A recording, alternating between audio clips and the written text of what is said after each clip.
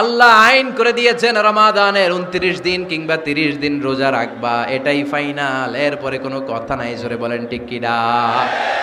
যারা সম্পদশালী হয়েছো, বছরান্তে 2.5% জাকাত দিবা, বিধানটা কার?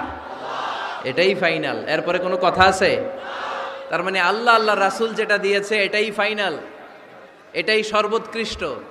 এর চেয়ে উৎকৃষ্ট আর ভালো হতে পারে না, এটাই শ্রেষ্ঠ। এক সাহাবী বলল, আসুমুদ্দাহার, আমি সারা বছর রোজা রাখবো, রোজা ভাঙবো না।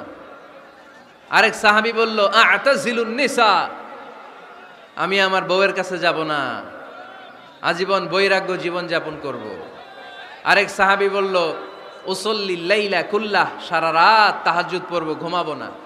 এই কথা শুনে বিশ্বনবী রেগে গেলেন। বিশ্বনবী বললেন, কে কে বলেছে এই কথা যে সারা বছর রোজা রাখবে, সারা রাত তাহাজ্জুদ পড়বে, স্ত্রীর কাছে যাবে না? এমনি